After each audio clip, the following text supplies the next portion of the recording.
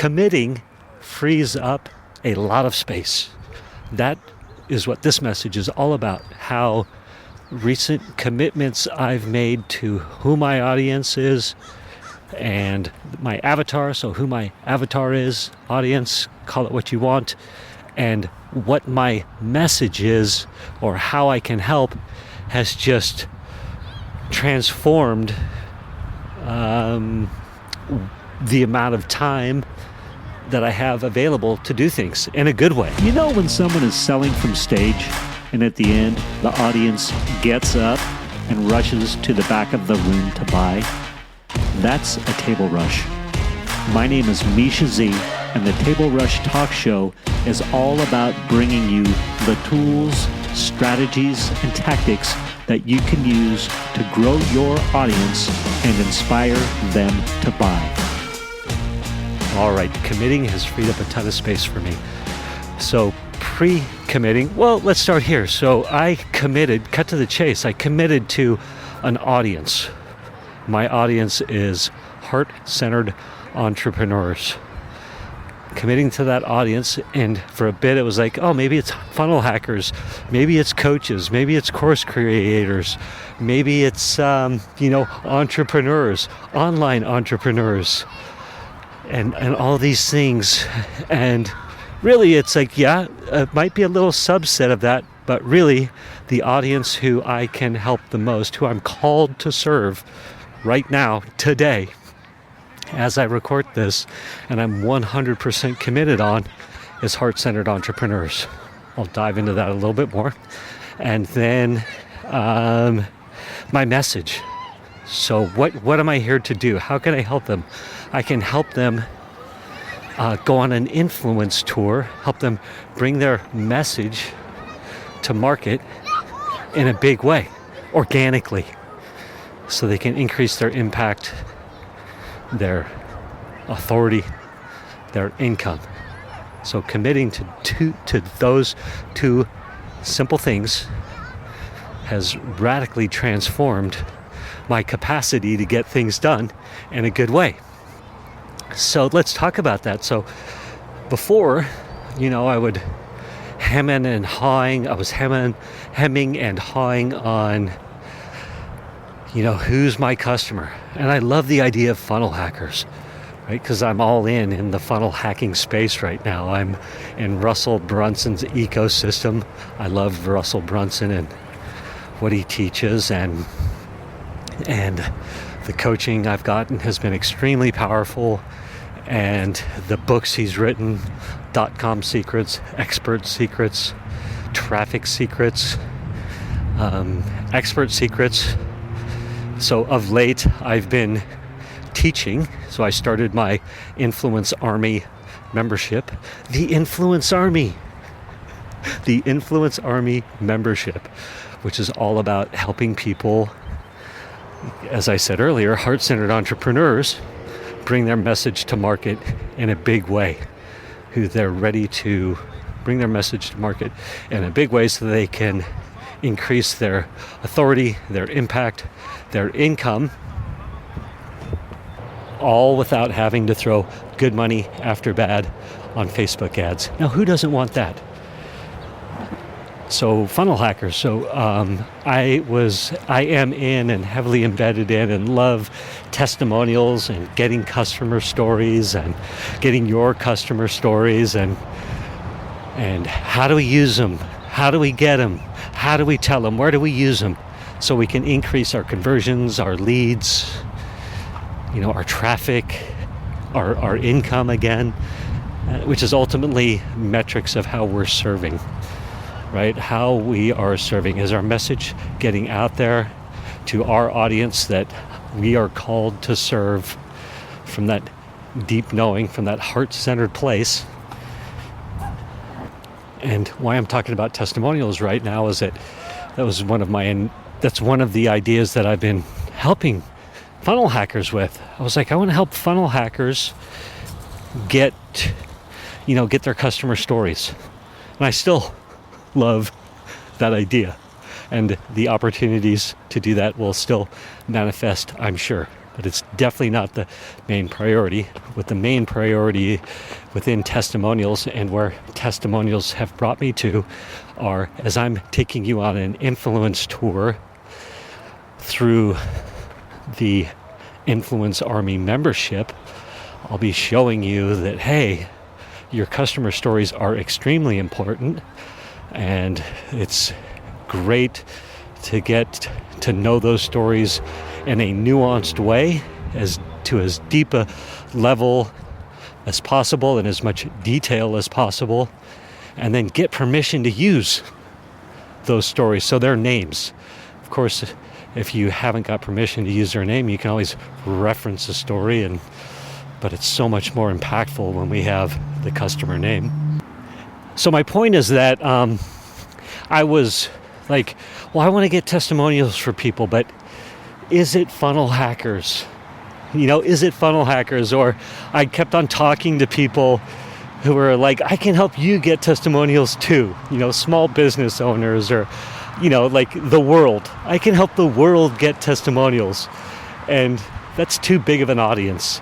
That's too big of an audience to refine your messaging to which I believe is important, to speak to in a way where that person, that audience can understand and resonate with you. Oh my gosh, it's been a long day. I taught a class, did some one-on-ones, and my lips and jaw, I've been talking so much, seem to be having a hard time working. But anyway, I was thinking about this in regards to someone like Tony Robbins, right? Like Tony Robbins at this point, his audience can be everyone. Like Tony Robbins can be like, I can help anybody, presidents, world leaders, down to the homeless guy that's trying to get back on his feet. Tony's like, come on into the fold. Yeah, but Tony's been doing it for 40 or 50 years or something like that. If you go back to the original things that he was doing back in the day, he was much more audience focused. He didn't have the notoriety. He didn't have all these things. It's taken a lifetime of work for Tony Robbins to be like, yeah, I'm a billionaire and my audience is literally everyone. It's you, Misha, to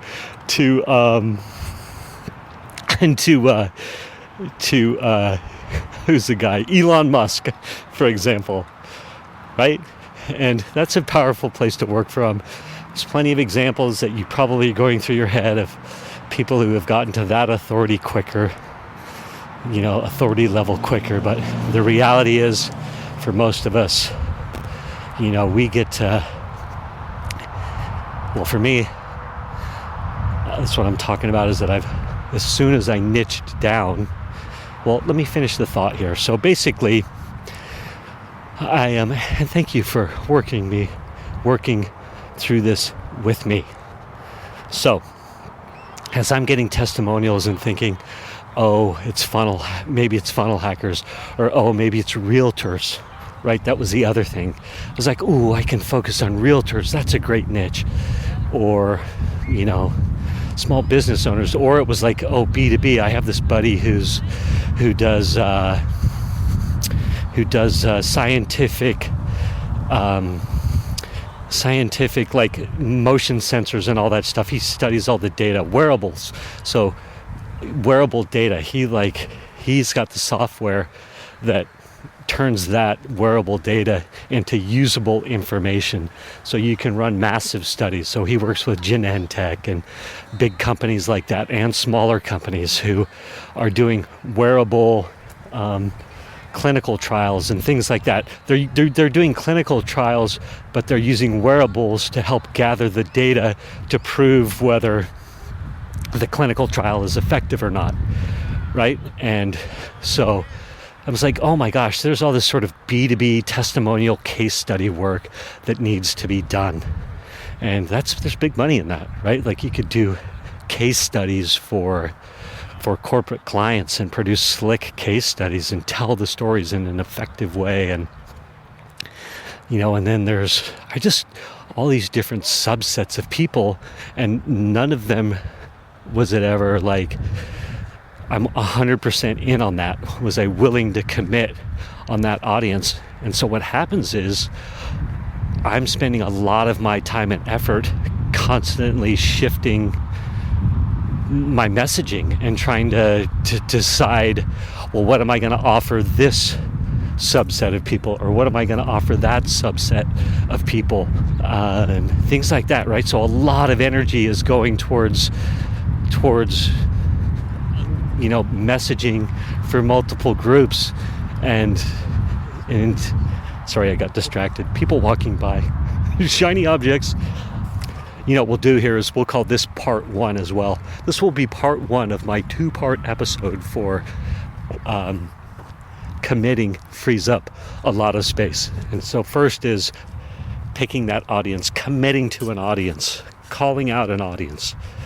Next episode I'll do the messaging, committing to messaging and to a specific, I don't want to call it a product, but a specific idea.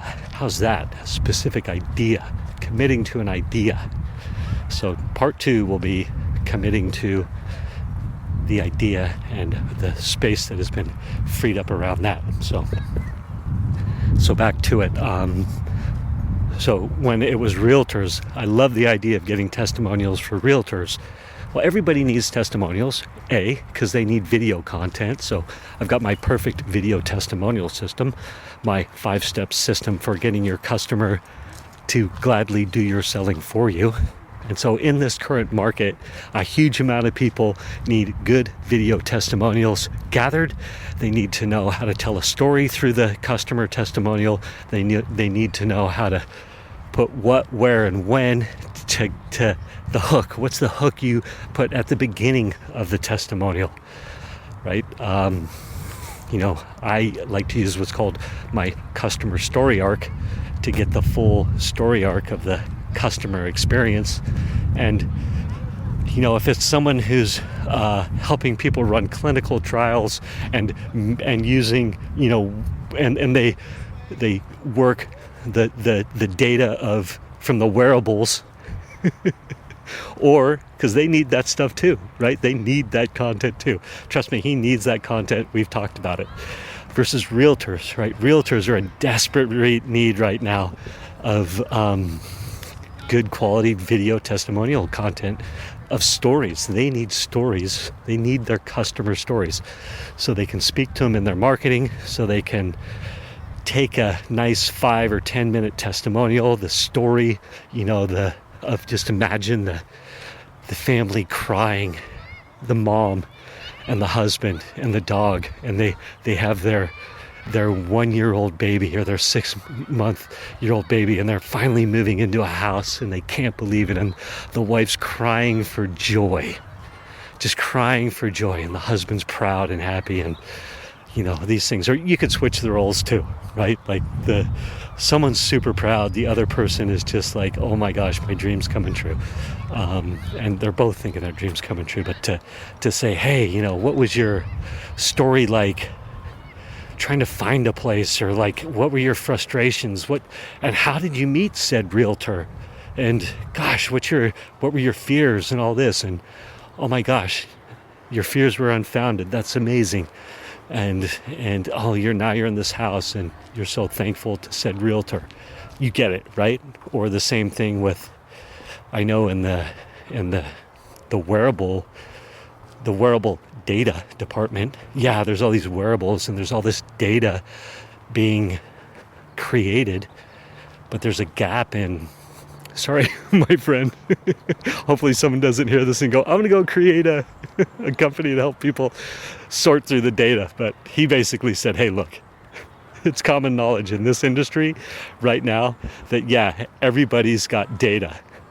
Everybody's got wearable data, but turning it into something usable to prove what am I trying to say?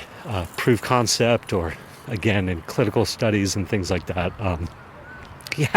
People have piles of data and they don't know what to do with it. So, and actually, lots of people have been sold the idea of use wearables in your clinical studies, but then so they do it, they'll spend hundreds of thousands of dollars, if not millions, on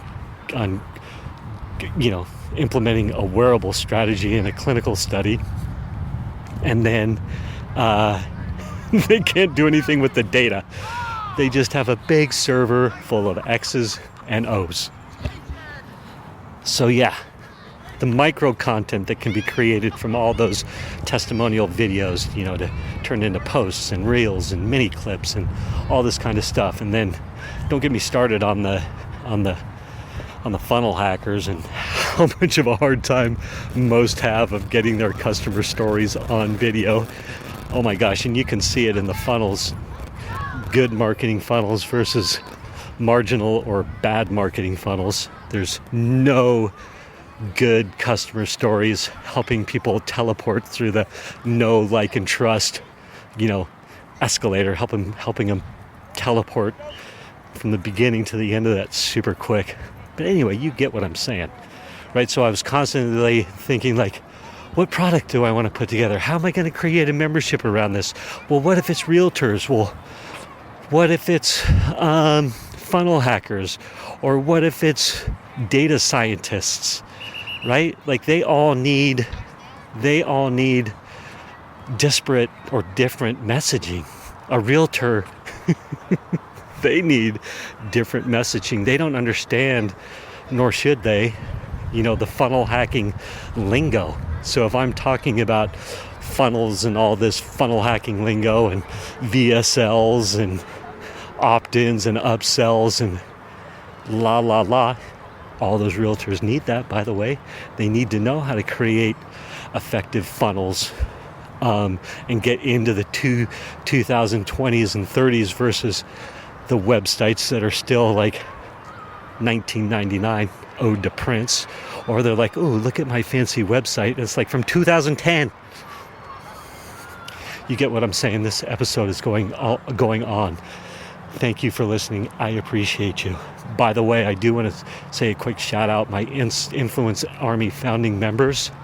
Oh my gosh, I've just gotten this amazing feedback of Carissa's like, oh man, you're helping me grow so much. This is incredible. It's literally transforming me and what I'm doing and how I'm going to bring my message to market, how I am bringing my message to market. And then Catherine is like, oh my gosh, the community support is unbelievable. Like, you have created this community that's helping each other, the space to work on things, to refine our messaging, stuff like that. We're currently right now in the Influence Army. In the first few weeks, we're hyper-focused on messaging your audience and your theme or your message.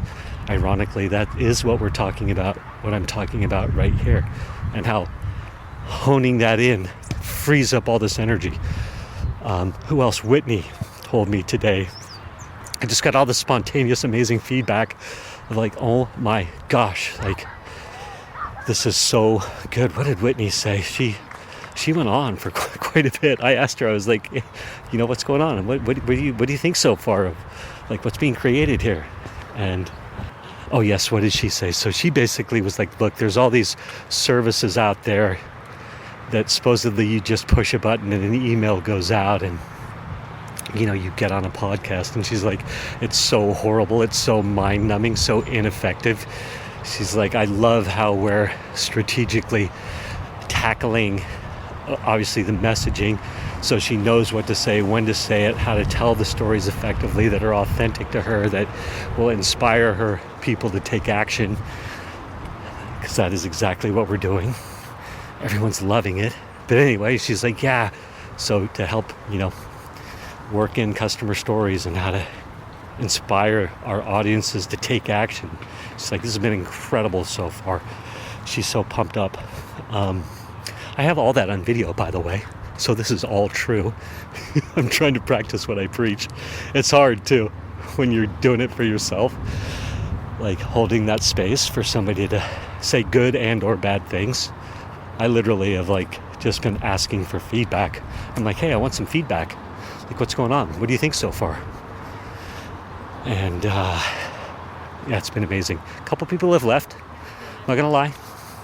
3 people to be exact said, we do not want to be charged again.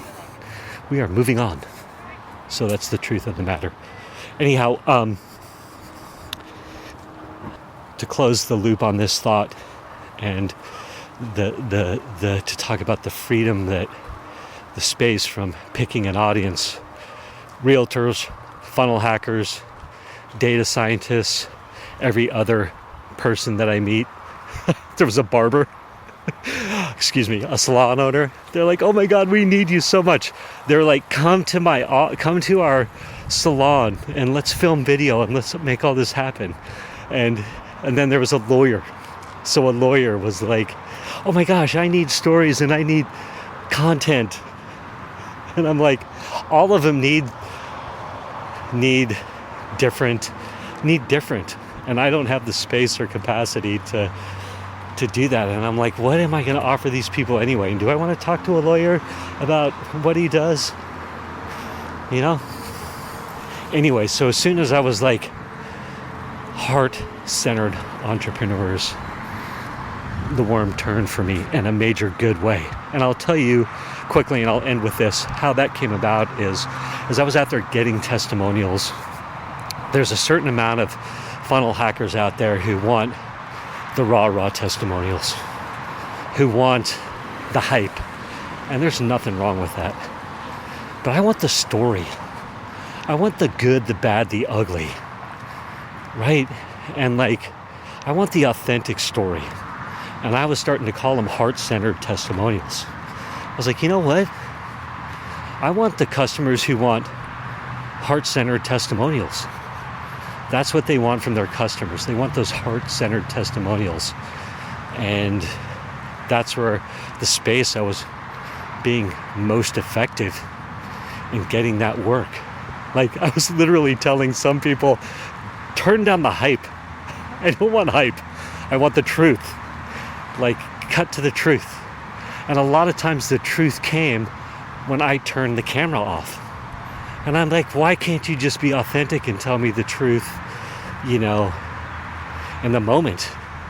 And that's kind of my issue too, right? Like asking questions. The way I do that, I'm very good at it.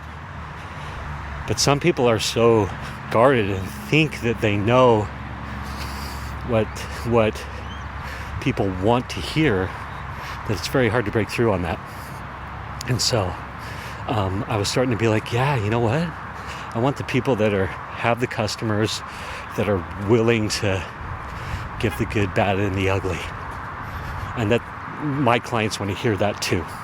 So anyway, heart-centered. That's where heart-centered first started really percolating in my awareness. I was like, what if I just called my testimonial, I help you get your heart-centered testimonials. Anyway, I'm going to end this episode right here and just say that, hey, heart-centered entrepreneurs who are ready to bring their message to market in a big way, that's my person. It's created tremendous freedom. I don't have to spend any energy trying to sort anything else out around that. I know the messaging that's going to work, that's authentic and true to me, that's authentic and true to them. I don't have to try and sell realtors anymore or convince realtors or pretend that I want to work with realtors. Maybe you're a heart-centered realtor. I can help you. Now, you might be a heart-centered entrepreneur realtor. Well, come on in the fray. See what I'm saying? All right. Look for part 2. Thank you for listening to this episode of the Table Rush Talk Show. For resources to help you sell your stuff, go to belove.media/resources. That's belove.media/resources. And be sure to subscribe, comment, 5-star, and share. Thank you again for listening.